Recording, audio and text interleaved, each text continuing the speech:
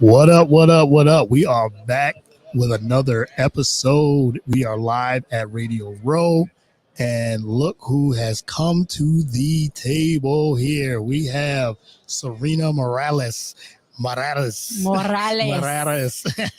in hard. I was like ready to You're just about to like start come freestyling, through. right? Like, yeah. Well, we know you do music, you break down the lyrics and all that. So yeah, and I'm about to drop some bars. Drop them bars those New York bars that you have. So, but we have Sarina Morales here on Radio Row on BS3 Network, The Real Deal with Courtney Harden. So, Sarina, thank you for coming on. We really appreciate it. Thank you. I appreciate you taking me over Carrot Top, who was standing behind me.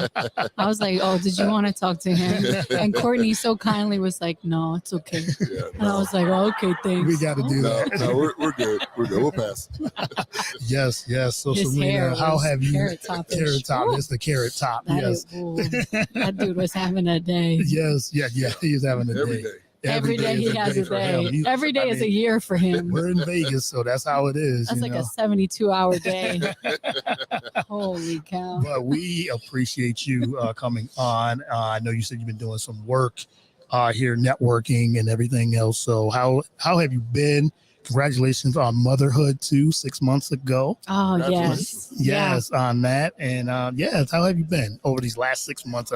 Being a mother and all those things. I mean, being a mother is great because you get a lot of sleep. I mean, the most sleep I think you would ever get in your entire life. You really learn to operate on 2 hours of sleep, which is incredible. For all the times I was ever, complaining like, oh, I got 6-7 hours of sleep, especially here working Super Bowl in the past. You don't really get a lot of sleep. But now I'm like, I'm a magician. Like I can see Carrot Top hasn't slept in days, but but he's still walking. And that's kind of how I feel. I'm just like, okay, I got to keep going. I got this. Me and coffee have become very good friends over the past 6 months. I depend on coffee very much. Might name my next kid Coffee, because I'll need it to get to the. No, it's great. My son is 6 months old. He is my offensive lineman. He's a tank. He's in the 93rd percentile, which scares me because I don't know where that size came from. Yeah. But we're going to put it to a college scholarship somewhere. Yes. Put it to good use. That's right. You will figure out this size thing. You will figure it out because you said you have an athletic background. I do. Your husband's athletic background. Right. And all those things. So talk about your background for those that don't know and all that. So let the listeners know. Yeah, well, my background, it really comes down to me being an idiot and somehow it made it work. Yeah. I thought I'm going to take Bernie Williams' spot on the New York Yankees. He was my favorite player, center fielder for the Yankees, Puerto Rican dude.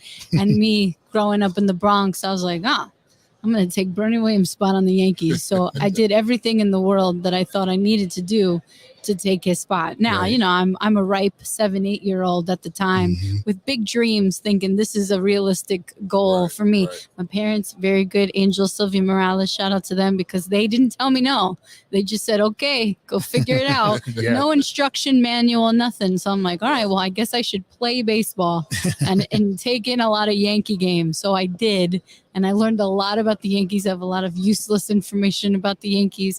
I do, however, I felt like I could have made it.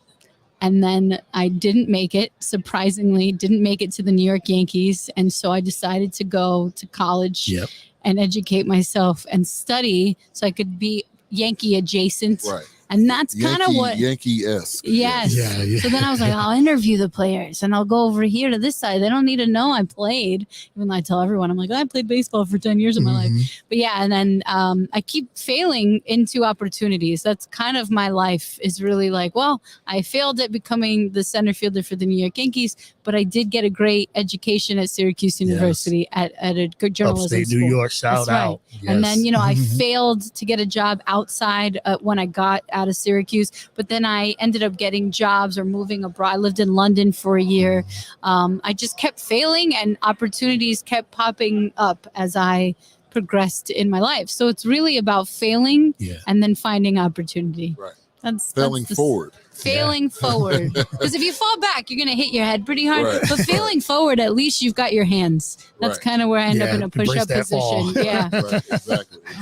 Yeah. So talk about your, if you can do this, Your top 3 to 5 Yankees. Oh, okay. This is very controversial. I'll tell you that much because I argue with everybody about the top 5 Yankees of all time. I'll tell you what. Number 1 Yankee of all time, Yogi Berra. It's not Babe Ruth. I agree with that. Yeah. I love Babe Yogi. Ruth. I love Yogi. Who doesn't love Yogi? Yeah. The fact that this man wore many hats. He was a catcher. Catchers are the best and smartest player on the field. So, and I wasn't even a catcher, and I'm giving credit to catchers to say that. I was an outfielder. I was center field, which is like second or third. Yes. But he was a catcher. He caught a perfect game in a World Series game. That just is pretty hard to do. And again, catcher's probably calling most of these pitches, right? They're the one throwing down the 2s and the 3s and the fastballs with their nails painted with white out back in the day. I mean, this is not some easy, task to do. It doesn't usually happen ever. And this guy did that. He's won World Series rings. He was used as a utility player. After he stopped kind of playing catcher, he then went to first. He went to third. He played outfielder. He was a manager for the Yankees. He has gold gloves. He has batting titles, MVPs. Yeah. To me, Babe Ruth, great story. And I'm sure the Bambino is going to look down upon me of, wherever he is drinking his scotch and his cigar. Like, Sarina, you're wrong. But I tell you what, Yogi Berra is up there too, sitting next to Ruth now. And I'm pretty sure I'm right. So always Yogi Berra, my number 1 greatest Yankee of all time because of everything that encompasses what he did. Because it's kind of that same conversation you could have with like right now, okay, Ohtani is the best player to ever live, but this guy's doing multiple things, right? Babe Ruth, again, we gave him the clout because it was like, wow, you can pitch and you can hit. What a concept. Yes. Yogi Berra's out doing all that stuff. He wore way more hats than anybody else did. So my number 1 top Yankee all time, Yogi Berra. Everyone else can kind of fall into place after that. I'll probably give it to Lou Gehrig, DiMaggio. I will give it to Jeter. I'm going to put Jeter on the top 5 only because during that time when Jeter was playing, it was the most amazing, anybody who talks about, if you ever see The Captain on ESPN, the documentary they did, you want to be there. You kind of want to be in that scene. And I remember that was my childhood memories of just watching the Yankees win and win and win. And I might put Mariano Rivera on that top 5 list too. You may have to. And I know I just left off Babe Ruth, and that's fine. Go ahead and put me trending. Serena Morales, who grew up in New York, just left Babe Ruth off the top 5 Yankees of all time. But I might have just done that. Yeah, but there's so many like you said, there's so many all-time great Yankees. Yogi's one. And Yogi's one. He's numero uno. That's and as you said, Jeter, and you was a Bernie Williams. You got all. I'm not even putting Bernie on the list, although I wanted to be him. But So there's so many of them. So it's hard to do a top 5 or Mount Rushmore. Yeah, it is. But, I mean, Babe Ruth's probably on there, and then I could swap Jeter or Mo out. But Yogi's one. So. Your time at ESPN when you were doing your thing on that and everything too. So talk about your time there on ESPN and how you I mean, when I used to see you on ESPN, I really enjoy your anyway. But when you were on ESPN, you talk about that experience. It was a wild experience because again, it went back to no sleep, but I was way younger. So again, I wasn't carrot topping this whole situation. Back then I was working. They also had hair and makeup. That makes a big difference.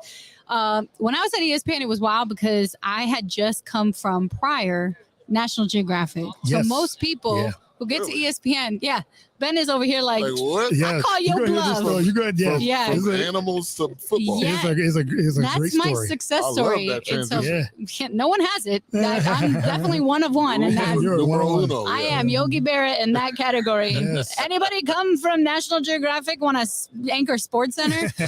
Right here, the girl from the Bronx who just kept falling forward. Yes. I was trying so hard, Ben, to get into sports. And again, I'm a girl from the Bronx. My mom is a school teacher, public school teacher. My dad worked for the projects. I really didn't have there was no entry for me to get in at all. I did go to Syracuse, and against my parents' wishes too. They were like, "What are you going to do there?" And I was like, "I don't know. That's where all these reporters go. I think I'm supposed." There was no real, but it was a sense. I also think it was because Syracuse won the basketball championship, the NCAA championship that year. That was the mellow year. That was the hardest year to get into Syracuse. I looked it up. 2004 when after 2003 they won. 2004 the spike in attendance and applications. Yep. Woo, so Mama was fighting a lot of people that year, and but we got in, and I didn't even get into Newhouse right away, and then getting into Newhouse, I mean, it was the struggle bus. I had no newspaper, radio, TV experience coming from the Bronx. I just was like, I'm here because I'm trying to be Susan Waldman.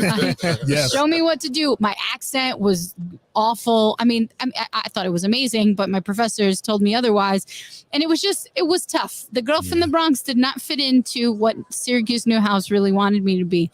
I did a little bit of adjusting, and from that, I still didn't get a job, which is hilarious. I did get hired at Nike, and I became their like team reporter. It was like the first time that a brand, if I talk about this now, it's like TikTok, who, what? It was the first time a brand hired a individual to market them using journalism. And it did not help me find a job afterwards, Ben. So that wasn't one of those, wow, you interviewed LeBron James and Serena Williams, you're going to get a job. No. Now that happens. Back then, News Channel 12 The Bronx did not hire me, even though I went to public school in the Bronx. My mom's worked at a public school in the Bronx. My sister, we all came from the Bronx. My dad worked for the projects. They were like, I don't know, you're not qualified. And I was like, you sure? Are you sure? Sure about that? Yeah. I'll tell you, but that's fine. News 12 The Bronx told me no, and National Geographic told me yes.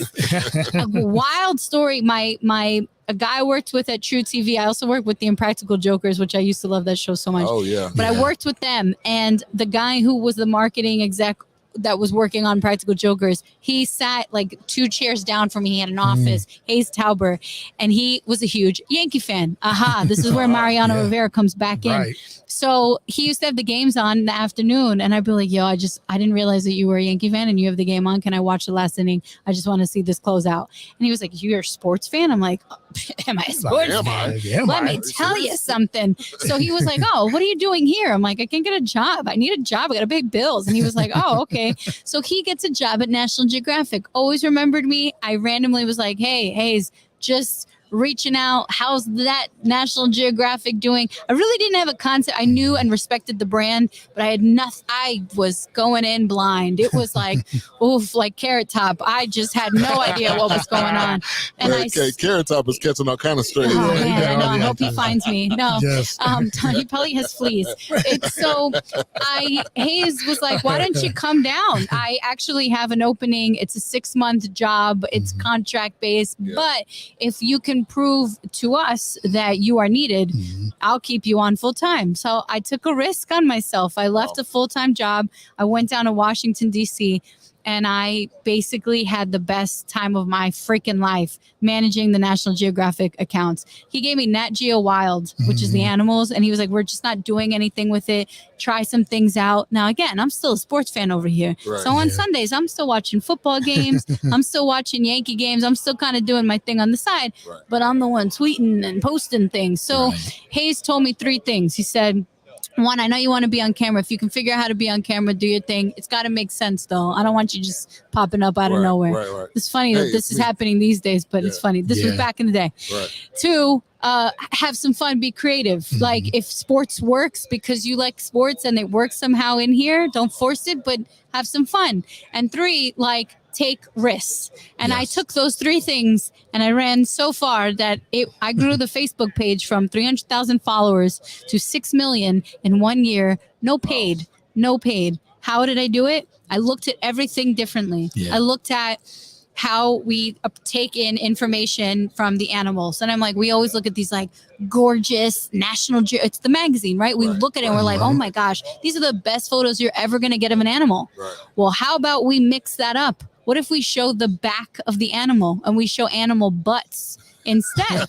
No one's looking at that perspective. And I did. I put animal butts up every Tuesday, Tush Tuesday, and it grew from that. I started tweeting on Sundays. I'm like, hey, the Chicago Bears aren't playing well right now, but the real Bears are playing well on Nat Geo Wild. I mean, I had a ball, and it grew and grew and grew. People started noticing things so much so I got the attention of Rob King, who was at ESPN. He was overseeing SportsCenter at the time, and he reached out to me. He was a National Geographic fan, and he was like, are you the person doing all this ruckus over here? And I was like, yes, sir. And he was like, well, I'd like to hire you at ESPN and see what you can do to help our social media efforts under Sports Center. And I was like, great, I'm going to leave this job. But I was ready to like take over. Like this was so fun. I still feel like my family is at National Geographic, but I wouldn't have left unless I got hired at ESPN. And that's how I ended up moving up to the Sports Center. I came from National Geographic. Wow, that is an amazing story. Number one. And number two, animal butts. That's the line of the week right there. Honestly, you'll never. But if you really think about anyone's success story, is like, how do I do it? Right. Opposite of what everyone else is doing. Right, I mean, you could apply that to what, Kyle Shanahan's doing right now with the Niners. Like, hey, we're going to keep our offense so close together that no one's going to know what's happening, right? Like, why spread out the offense? Let's confuse the crap out of people. Right. He's showing animal butts in the Super Bowl. I like it. I'm in. Maybe that's where the tush push came from. Yes, there you go. Yeah. So what are you doing today? What are we doing today? I'm getting ready for the Super Bowl. I just missed the NFL. I would love to cover the NFL again. But yeah, I'm at Bally Sports and I'm covering the NBA, covering some baseball still, my first love. And again, I'm not trying to be the center fielder for the Yankees anymore. I'm just balancing now my child who is the size of an offensive lineman, getting sleep, and covering the NBA for Bally. Okay. Yeah. Okay. So Scoop B. Scoop B, my boy. Everywhere, man. He is everywhere. I love what he's doing though. He is hustling. He's another hustler. Like he acts like he is a 6-month-old baby. Like he's like, oh yeah, I got things to take care of. And it's just Scoop B, but he's hustling. Right. Oh yeah. Right. And you said you've been out here on Radio Row. You just got in today. I did. So how long you been doing Radio Row, and what's the difference? I know you were talking to my wife and we were talking about it. I said, no, we gotta say that for the radio. Right. And she's asking the question. This is the first question. I've never heard of before. Yeah, you wanna be back here. So but how long you been doing Radio Row? Thankfully, I've been working Radio Row since 2018 when the Rams were in the Super Bowl. Their first time when they got back to LA. Mm-hmm. It was the worst Super Bowl ever created. That was the worst game. That was the Belichick. Was that the 9-6 game, right? 9-3 or something like that? I don't know. It was single digits. Single digit, Oh, it was so painful. I remember sitting up in the press box and being like, wow, they were like the best offense in the universe. It's kind of funny because I talk about the 49ers now and they're like, oh, it's such a good offense. And I'm like, let's watch that. Let's watch that because I've heard that one before. But yeah, man, it was such a fun season. So I covered from there. I just kind of ended up working Radio Row afterwards. And under Bally, the past 2 seasons, I was at Radio Row here hanging out. And it's just pure chaos. Like to wait till tomorrow. Like today is like the calm before the storm, although you see the clouds coming in. Like you're kind of like, oh, is it gonna rain? I feel a little drizzle. And then tomorrow, bro, it's gonna be like that Friday, and then the fans start to come in. You got to think about like people are plopping themselves into Vegas slowly. By Friday, the fans come in. Thursday, you're getting entire international media that's coming in. So, and then everyone kind of disappears before the game. For some reason, no one really goes to the game. That's really corporate America that like buys all those expensive seats. They're the only ones that can afford it. So, I mean, right? Like Christian McCaffrey's mom went on the podcast. So they said almost like they were broke. I'm like, she said, "Oh, they don't have the bag or to do this." I'm like, it's just about prioritizing your spending, right? Like, that's what it is. They probably can afford it. Yes. But do you really want to spend that on if you're gonna have they might have a 6-month-old baby that's the size of a year-old baby too, and they got to save that money for him. So it's like one game. College tuition, because it's pretty much the same thing. Right, it's true. True. It's expensive out in these streets. Your favorite Super Bowl city?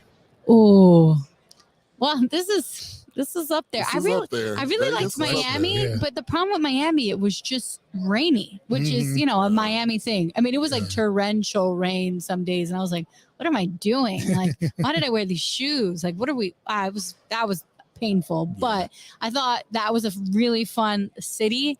Vegas, I flew in and I was like, it should host the Super Bowl every year. Like I wish there were no sports teams and they should have just always had this as the neutral zone. When you think of sports betting, when you think of gambling, when you think of everything you could possibly have in a city, This is the perfect This is city. it. to have. This is the place that should probably I'm really excited. I think the Raiders and again Oakland might come here and some other team, but I kind of they had Vegas to not have sports Yeah. teams, and now I'm kind of I'm kind of like this to just keep it always here, kind of like Indy is always the combine. Yes. They should Right. just put the combine Skip here. here. Yeah, Just yeah. Just might as everyone well. just come here. Yeah, do the just draft flock here too. have Do it the here. draft here. All of it. All of it. Everything. Because you said it, professional sports now is here. You got the Aces who are they just want to Oh, yeah. again. Yeah. The Vegas Knights. The Vegas Yeah. Knights. Right. Yeah. I mean, it's an unpopular opinion, and I'm really happy that there are sports here because it makes it even better. But Yeah. it's you could have just had this as the host forever, and that Forever. would have been fine too. yeah. Right. So yeah, no, I love.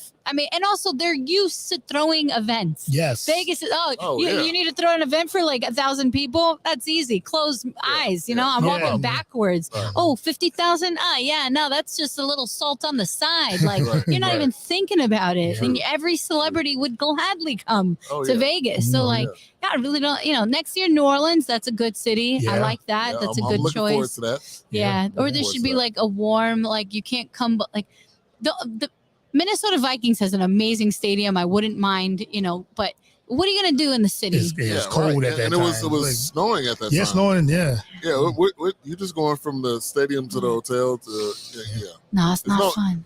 There's no Minnesota nightlife, right? Oh yeah, what is nightlife? It's crying in your room, Yeah. freezing with the heater. Underneath Mall the of blanket. America. Right, That's yeah. about Mall, it. yeah. Mall of America. Underneath, there's You a walk around. dubs step in, underneath, who knows what they got going on? Maybe the Vikings are there, Yeah, real Vikings. Yeah, Real ones. Yes. Right. Let's talk about the Super Bowl here. You said 49ers and Chiefs. Mm-hmm. What's your take on both teams and advantages and all that and your prediction? Okay, so it's funny. I thought about both teams. There was that whole thing about, it's got to be the Ravens and the Niners or the Yeah. Chiefs because the Niners because of the red and the purple. So we Yes, know yeah. now it's two red teams. So what are Mhm. we supposed to do with that? It's just fiery red. But we've seen these Yeah. two teams play against each other in Miami. It was great. Yep. That was the Shakira J-Lo Super Mm. Bowl. Fantastic. Mhm. Big fan of that. But so the thing about I find actually you guys should tell me because I just got here. Okay. The conversation going about the Super Bowl has been really about the flight from Tokyo to Vegas, Exactly. right? Yes. Which Mhm. this woman isn't playing in the Super Bowl, but her maybe future hubby is, right?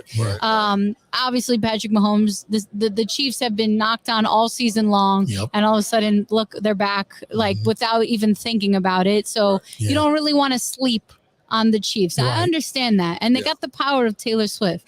But when I think about what Taylor Swift's message and her success Mhm. that really rides into all of our lives, that we can all kind of relate to her. Mhm. She's the underdog. When you think about it, she's Yeah. the woman with the, hey, I really want I want the popular guy to cheer for me and like me, right? She's always played the underdog. Right. And now she's top dog, right? Yeah. Yeah. But the underdog story is the win. Mm. Yeah. And Mhm. so, yes, now she's got the guy on the football team to like her, and now she's kind of done her thing. Yeah. So to me, that means the underdog is the Niners because Mhm. Brock Purdy is the Taylor Swift He story. is the He is. underdog. And Yeah. I just get this gut feeling that the Niners are going to take it. One, Kyle Shanahan wears a fitted hat like nobody's business. Right, I wouldn't right, even be right. able to focus on a game if I'm on the other side staring at that fitted Yeah. crisp hat. Right, Like that right. man doesn't even know what moisture is when it comes to a brim so flat. But this guy's a Yeah. genius, and he comes from that same family of Yep. Comes Sean from that coaching McVay's. tree. Correct. Yeah. And so I think one, we saw Sean McVay win his Super Bowl after losing terribly, Mhm. right? Like where did everything go?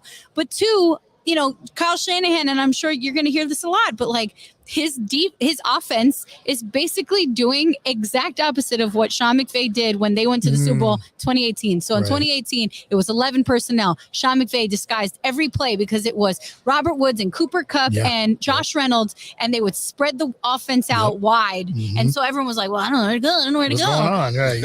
Not Kyle Shanahan. That man is keeping it tight like his fitted hat. Yes. It's Right. all the offense is boxing a 21 personnel, Mhm. and that thing doing is disguising again. So you got, Spagnuolo on the other side, defense coordinator for the Chiefs. I'm sure he's going to scheme. I'm sure he's like, I'm ready for you. It's not like this guy's no fool. Right. But to me, Brock Purdy, one of the best guys under pressure. You're going to blitz him. He's going to succeed. That is proven fact this season. Yeah. 2, Kyle Shanahan is now very prepared with everyone apparently also healthy. So you're going to have Debo and Christian McCaffrey and the rest of the arsenal going out there. It's a little bit scary. I don't know. Yeah. And on the flip side of it, the Chiefs have a lot of like background noise going on, and I'm just not sure. Sometimes those things don't always work out. Like, are we more concerned? The real story I'd like to talk about, and we can get to it, is who is the pilot for the flight from Tokyo to Vegas. Right. What's that person's name? And what are they eating for dinner before that flight? Because it's got to be something plain. Not that's going to mess them up. I'm sure the Swifties know who he is. They know his they have the social security number. Forget social media. They got that guy's VIN number. They got everything. There is no way that man knows or doesn't know what's happening. Right. And who's on that flight? Does like Travis Kelce's family go to the concert just to make sure that Taylor can get there in time, all of that stuff. But I do think that the Niners are going to get this one solely because I think the underdog story, as we have learned all year long, Taylor Swift has proven to us the underdog story will win. And that means it's Brock Purdy and the 49ers this year who are the underdog. And again, I do also think if you guys like prop bets and stuff, we're in Vegas, so I'll give you a little prop bet. We've been talking about that. I feel like Kadarius Toney on the Chiefs, though. If this guy plays, I think he's gonna get the first touchdown, because if I'm going to disguise anything, I'm gonna give him the ball. That's a good point. Like I'll be like, no, not Travis. The guy's like, well, I'm the best player if you give me the ball. All right, go. If I'm Andy Reid, I take my mustache off and go ahead and take the ball and go show me you're the best player then. Right. That's how I would manage that personality, because you got to use them. You cannot not use every player. Valdez-Scantling, one or the other, For they've been dropping balls this year. It's not helpful. I think you got to catch them. But to me, that's how you want to prove to me you want your contract. You want to keep going because right now you don't looking like you're going to play with this team. Ledge right now. So if you're on the ledge, you better make something happen. And that's where I'm like, go ahead. If I'm Andy Reid, I'm like, all right, buddy, you're gonna get the first shot to get a touchdown in the game. But I give the Niners the edge. Okay, and I agree with that. Okay. I think a lot of things are moving in that direction. Yeah. The health is a major thing. The offense is as powerful as they've been. My only concern is, will Shanahan over prepare and over game plan? I think that's a possibility. Not this time. Again, he's kind of done it already. He last time that was the problem. And it was the same thing for Sean McVay. He over prepared for Bill Belichick, and Bill Belichick was like, I don't even have sleeves, bro. And this time Andy Reid is just like, guy, I've done this. I'm okay. I'm fine. And I feel like Kyle Shanahan's like, I gotta chill out. I gotta like relax a little bit. Go in. I know what I'm doing. I mean, man, it is so exciting. This game is going to be so good. I do think it'll be a close one. But I give the 49ers the edge. I feel like it'll be by a field goal. Yeah. I can see that. Jake Moody. Jake Moody. I had him when we was on the field. I asked him that question. I was like, hey, if it's a tie game and you kick a 60-yard field goal, it's a possibility. What was your first thing you would do? He said he'll do a silly dance, probably. Silly dance, try to do the gritty. Try to do the That's what it. Man, if I have that opportunity, I am practicing something for years. Like I'm prepared to play center field for the Yankees still. Like this guy's got to have something up his sleeve or his boot or his foot. He's got like his toenails painted. I would take my cleat off and show off my feet. Like get some foot fetish thing. Might as well. But you got to maximize on your opportunity. You got to. And if your foot is known as the winner of a Super Bowl, your toenails better be ding. People are gonna pay for that. Yes. OnlyFans. Or you could get like, I don't know. I mean, what you could even be Uber Eats for like, I don't know. There's got like, I can't rush my feet off. I'm gonna order Uber Eats. Like the marketing can be done. You know what I mean? Like, he's got to rest his feet now. We're gonna get delivery, whatever it is. Like DiGiorno, Domino's, someone deliver to that man and protect his little puppies. Yeah. or hire me. I'm sure I could market to there that. you go. Work. There you go. Yes. Call Animal me. butts. You know? Yes, I'm right. Animal butts with I've a been tush there. push. Right. There's no limitations to this mind here. To this line here. Right. Yeah. Right. Yeah, So, since you're out here and you said you're just connecting and everything else, what else you got going on for the rest of the week? Yeah, it was cool. I just ran into Michael Brockers, who was a defensive lineman for the Rams in that 2018 Super Bowl. And now he's doing his own podcast. So I might go and like give him a little support, might help him out a little bit. And I kind of gave him a few tidbits, which is very weird because I'm like, man, I used to ask you all these questions and now you're like talking to me. And I'm like, oh, the roles have switched. I don't like this. I'm so small to you. Really, I just wanted to catch up with people and see everyone the next few days. Again, I love football. I love the NFL. I can't wait to watch the game in my house in quiet with like a Macallan and like some chicken wings, and that's it. Really, I just want to be like in peace. Like my kid will be asleep. I'll just be like, "You're going to sleep early," or maybe Usher will put him to sleep. We could talk about all the halftime show too. But yeah, I'm excited to just kind of be here, network, and I'm just kind of connecting with like old friends and stuff like that. Yeah. Are you happy with Usher? Performing at the Super Bowl. You happy with that? It makes sense because he had the residency here. Obviously.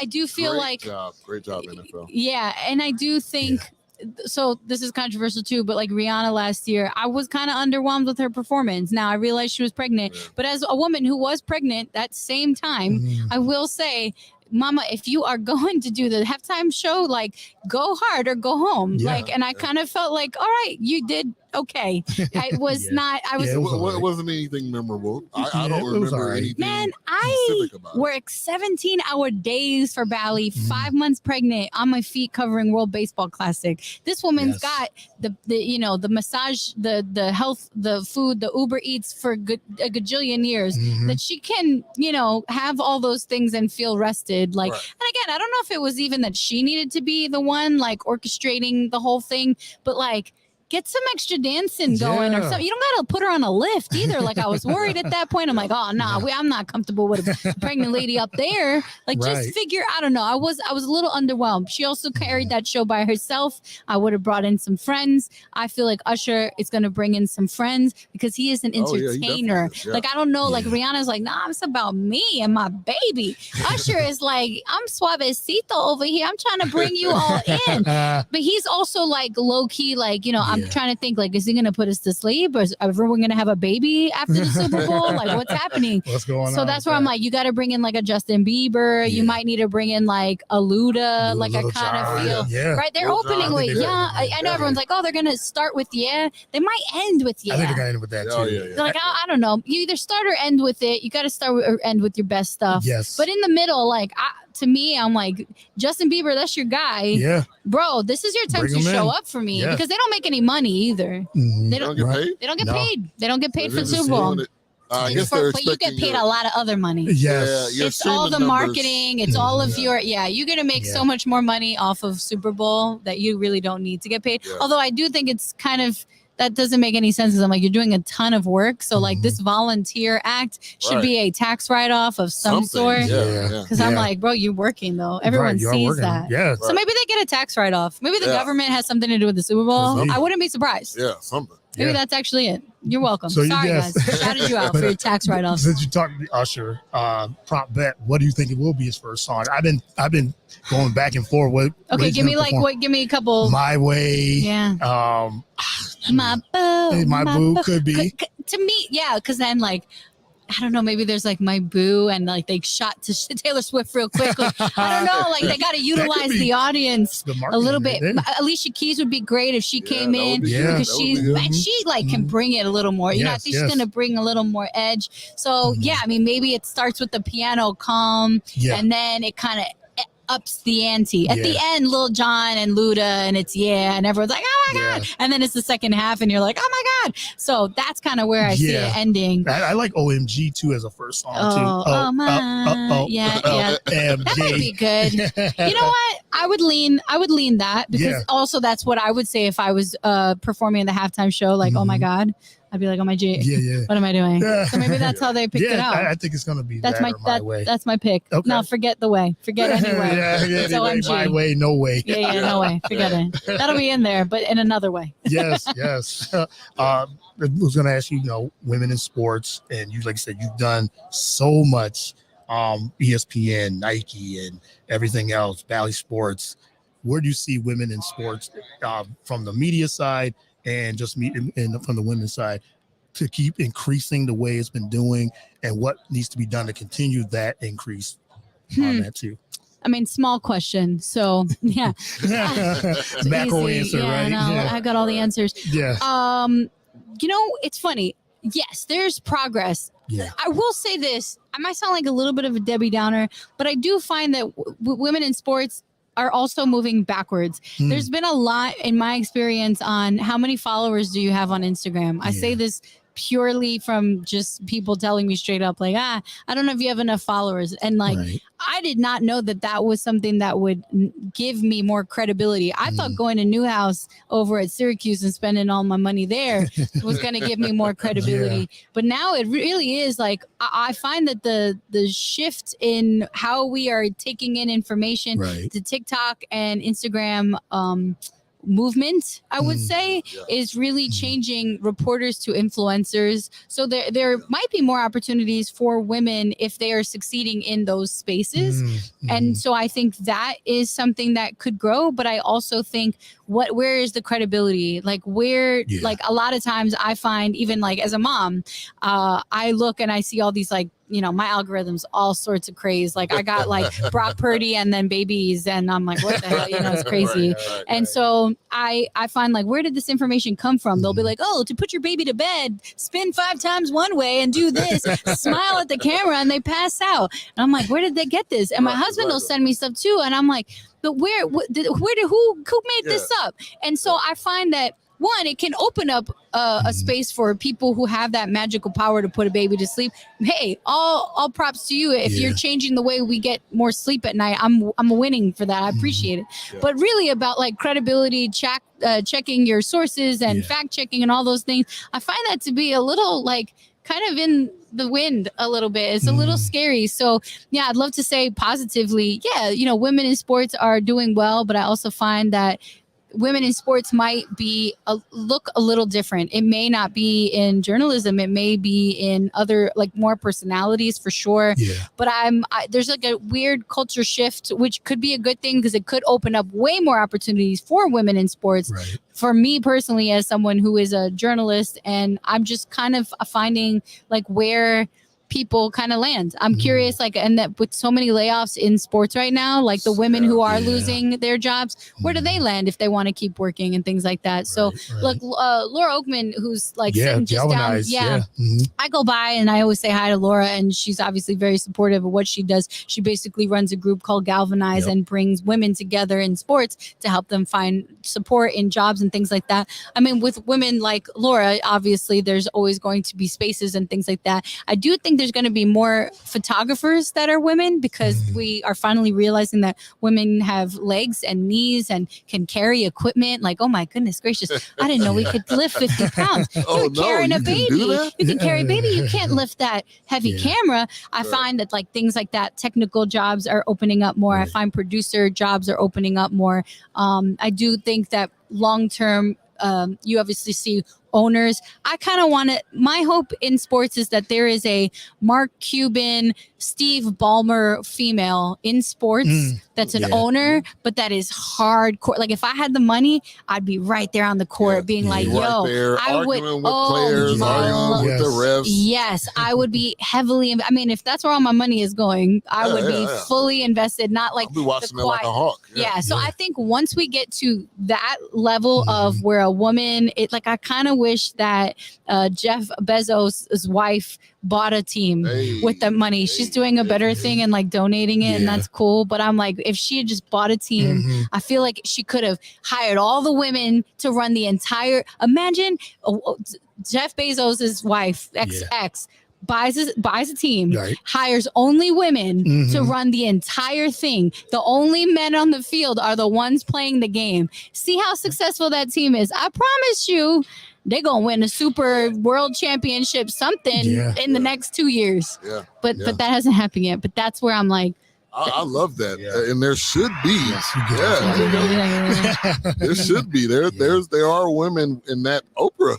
Word. Oprah, Oprah, go buy yourself a team. Yeah, I mean, what are you still doing? You don't have to do the day to day, but you come to a game. Yeah, you hire somebody. Yes, and you can like that. relax and sit there. You could put Steve Ballmer sitting in like a regular chair. I'm like, go get yourself a lazy boy, bro. Like, bring it to the stadium. Just sit. You got your own. This is your team. Like, I would have a whole setup. Like, oh, it's 10 minutes left in the third quarter. Like, oh, it's time for Sarina's, like popcorn. Like, oh, have a whole thing set up. Whole thing, Oprah, Beyonce, somebody buy yourself a team, like, please. But then, like, be there. Yeah. Get in there. Because, like, exactly. women own teams. There's a lot of female owners. Yeah. I'm looking for the Mark Cuban, like, I go to a lot of Clippers games. I see Steve Ballmer like almost jumping on the court some days. I'm looking for that. Right. Yeah. That's why Him when they building that stadium, man. I know.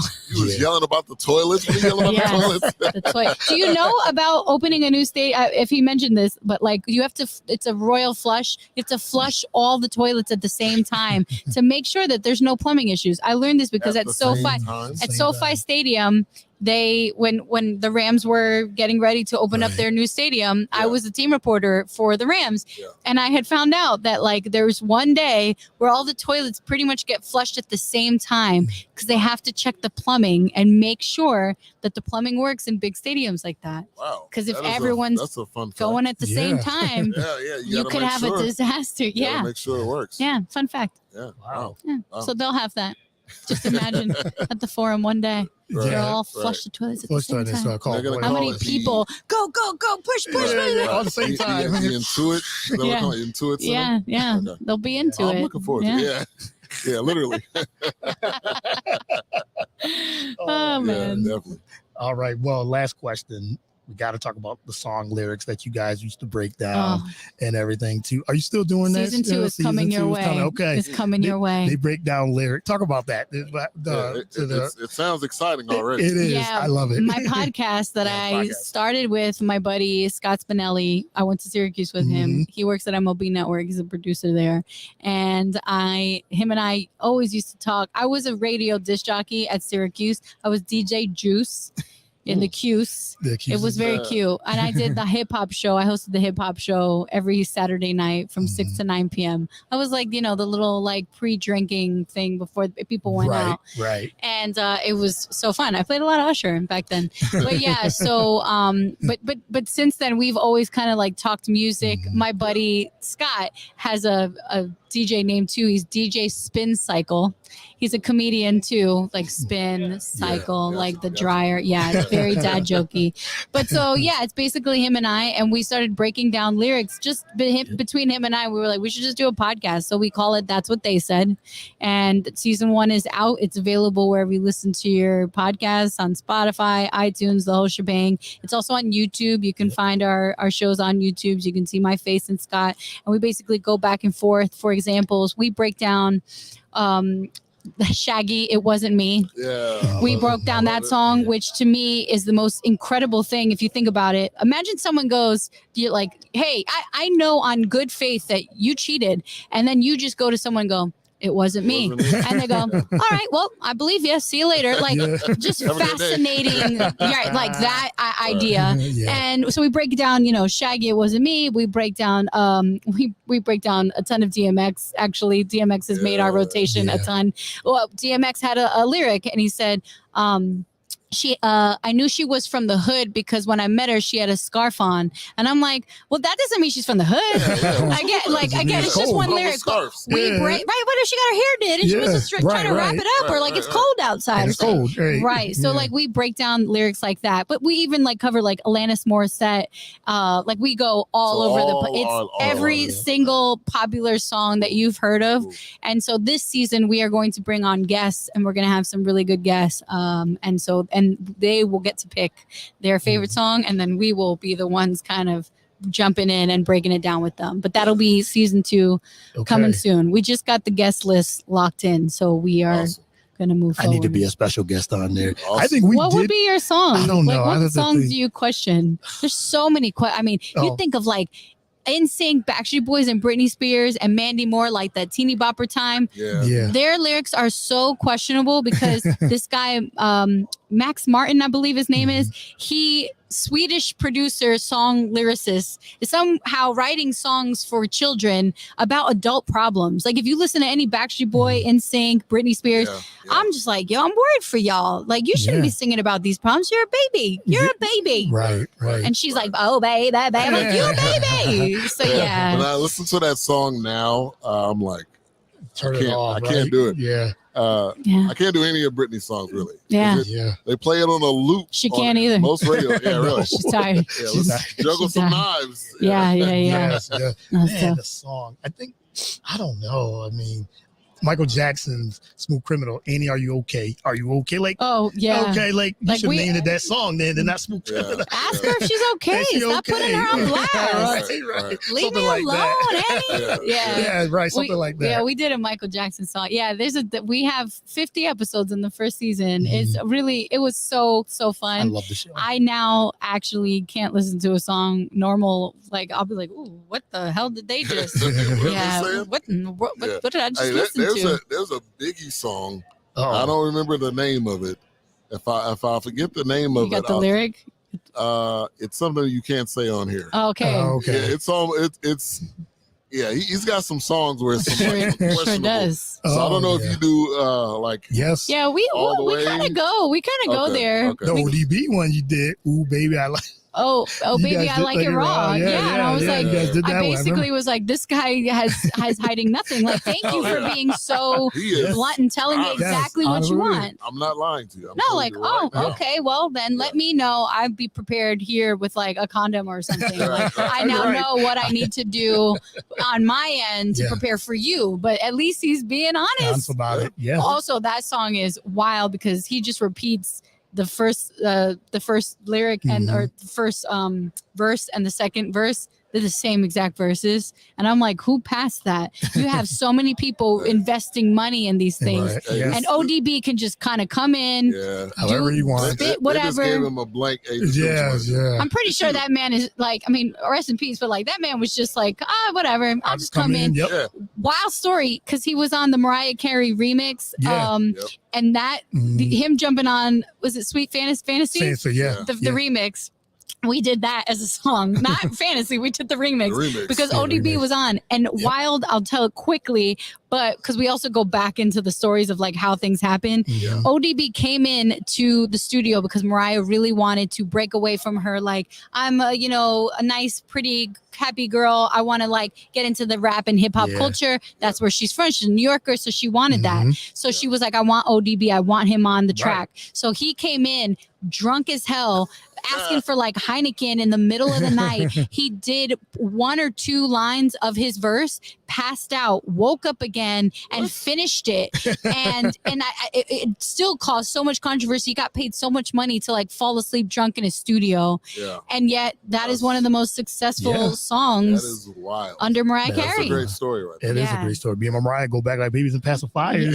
Older dog, no liar. Keep your fantasy hot like also, fire. he's rhyming like Eminem rhymes like orange. Like it's like Mariah and pacifier. I'm like, wow. Jump. Creative. Yeah, all right. Respect it. Wow. Well, Sarina, it's been a pleasure having you on. You. And just hearing all the stories, and we got to give you a hand clap for that. Oh, there's so many people here. Right, I know, man. This is yes. But we appreciate you, and thank you for coming onto the show. And let everyone know where they can follow you on social. Please follow me on Instagram so I can get more followers so that I can get another. No, I'm just kidding. I'm Morales. My parents are both Moraleses. It's very weird. I'm a Puerto Rican Colombian Morales. Yeah. Wow. That was a weird family tree that I like filled out in the first grade. Yeah. Morales Instagram, and you can find me on Twitter at Sarina. I am the original Sarina. I've been on Twitter way too long. I need to get off of it now.